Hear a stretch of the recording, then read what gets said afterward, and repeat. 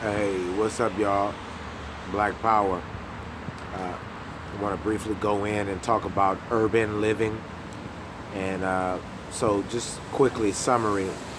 Black people have lived in the urban cores of America for the past 50 years. Prior to that, white folks were in the cities, but the infrastructure of the city was not totally built up.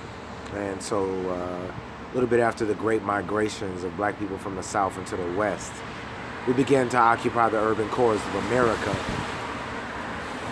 And most of it was based on an industrial model, cookie cutter type of model, and, factory, industrialization, parts, secularization, if you will, and devoid really of nature and obviously recycling and all of these things now that we're aware of in retrospect, but which actually, if you go back long enough, many other cultures had a real understanding of the flow of a village, a community.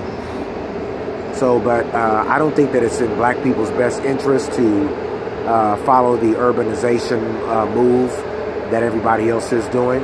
As white folks come in, I think we need to start leaving. And, we need to start moving away so that we can create our own autonomous type of community and village and family. For those of you who are going to stay, I suggest that you develop business cultural clusters, areas where y'all can come and get down, communicate, network, but you don't have to be have so much oversight by white hegemony.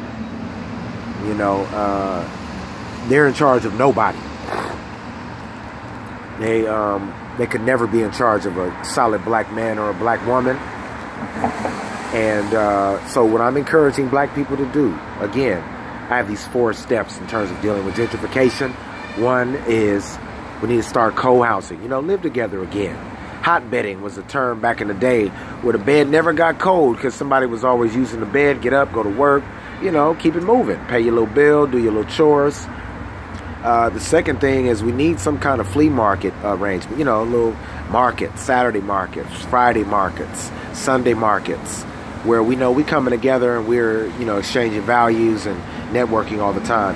And then the third one is we need a full comprehensive layout plan designed for an actual area that we can develop culturally.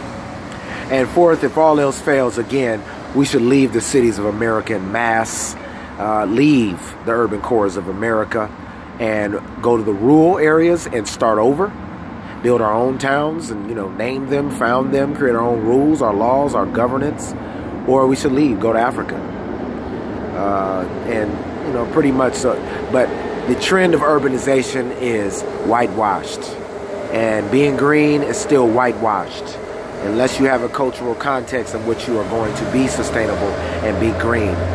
And also, we don't need to use all the green technology. That's white folks stuff so they can maintain white supremacy and white hegemony.